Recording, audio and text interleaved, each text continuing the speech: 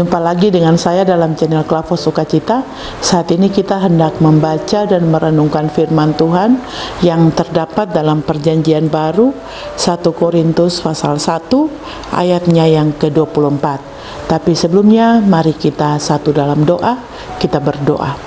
Ya Tuhan Allah Bapa kami yang bertahta dalam kerajaan surga, Bapa di dalam nama Yesus, saat ini kami hendak membaca dan merenungkan firman-Mu. Berikanlah kepada kami hikmat dan pengertian, supaya kami mengerti dan mampu kami lakukan dalam kehidupan kami setiap hari. Di dalam nama Tuhan Yesus firman yang hidup, kami berdoa. Amin. Perjanjian Baru 1 Korintus pasal 1 ayatnya yang ke-24. Lembaga kita memberi judul Hikmat Allah dan Hikmat Manusia.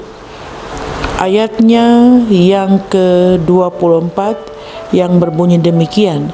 Tetapi untuk mereka yang dipanggil, baik orang Yahudi maupun orang bukan Yahudi, Kristus adalah kekuatan Allah dan hikmat Allah. Demikianlah firman Tuhan yang dikatakan berbahagia adalah semua kita yang membaca dan mendengar dan melakukannya. Sahabat Klavos yang Tuhan Yesus kasihi, tema atau perenungan kita di saat ini diberikan tema di dalam Kristus, kita semua dipanggil menjadi satu. Firman Tuhan yang kita baca saat ini merupakan surat dari Paulus kepada jemaat yang ada di Korintus. Karena dia mendengar terjadi perpecahan di dalam jemaat, maka Paulus mengirimkan surat ini kepada jemaat di Korintus dengan tujuan ketika mereka membaca surat ini, maka mereka hidup dalam persatuan. Karena berbagai banyak perbedaan yang terjadi sehingga menimbulkan perpecahan di dalam jemaat Korintus. Bapak Ibu sahabat Klavos yang Tuhan Yesus kasihi, lewat bagian firman Tuhan ini juga mengingatkan kepada kita, sekalipun banyak perbedaan di antara kita, tetapi perbedaan itu jangan membawa kita kepada perpecahan. Saya kasih contoh yang paling sederhana. Misalnya dalam satu persekutuan, pasti ada beda pikiran, beda pendapat. Itu hal yang wajar saja. Tetapi perbedaan-perbedaan yang ada bukan membuat kita jauh satu dengan yang lain, bukan membuat kita terpecah belah satu dengan yang lain, tetapi saling mengisi, saling melengkapi sebagai satu persekutuan. Misalnya kita orang Kristen, ada berbagai macam denominasi yang ada, tetapi semua kita satu di dalam Kristus. Kita semua punya tujuan dan ini yang sama tentang yang kita imani tentang Yesus Kristus, dan semua kita dipanggil untuk menjadi satu, sekalipun ada yang Katolik, ada yang Protestan, ada yang karismatik. Kita sekalipun berbeda, tetapi jangan perbedaan itu membuat kita terpecah, tetapi kita disatukan di dalam Kristus. Sesuai dengan tema perenungan kita di saat ini, di dalam Kristus kita semua dipanggil menjadi satu. Bapak Ibu sahabat Klavos yang Tuhan Yesus kasihi, apa untungnya apabila terjadi perpecahan? Tentu saja tidak ada kegunaan dan tidak ada keuntungan. Yang ada membuat kita menjadi terpecah, membuat kita menjadi hidup tidak nyaman, tidak penuh dengan kedamaian.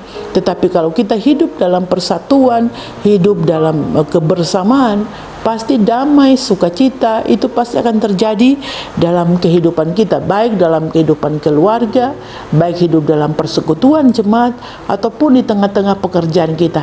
Misalnya kita di perusahaan, pasti dalam satu perusahaan ada yang dari suku yang lain, ataupun ada yang dengan tanggung jawab yang berbeda-beda, bukan untuk menonjolkan bahwa siapa yang lebih hebat, tapi dengan berbagai macam karunia, tanggung jawab yang berbeda itu, kalau kita saling melengkapi, disatukan menjadi satu, maka pasti sebuah pekerjaan itu dapat berjalan dengan baik. Nah, ini juga mengingatkan kepada kita bahwa di dalam Kristus kita dipersatukan, berarti kita juga dapat merendahkan diri, dan kita juga dapat saling menerima satu dengan yang lain. Dengan perbedaan-perbedaan yang ada bukan membuat kita semakin terpecah atau membawa jarak antara satu dengan yang lain, tetapi dengan perbedaan yang ada membuat kita menjadi satu, saling melengkapi satu dengan yang lain, sehingga apa yang menjadi tujuan kita itu pasti dapat berjalan dengan baik. Sebagaimana kita Bapak Ibu Saudara dan saya dipersatukan di dalam Kristus dengan karunia talenta kita yang berbeda-beda. Kalau kita satukan karunia dan talenta kita yang berbeda-beda ini, pasti nama Tuhan dipuji dan dimuliakan. Saya kasih contoh yang juga yang paling sederhana, misalnya dalam sebuah paduan suara, ada yang punya suara bass, ada yang sopran, ada yang alto, ada yang tenor.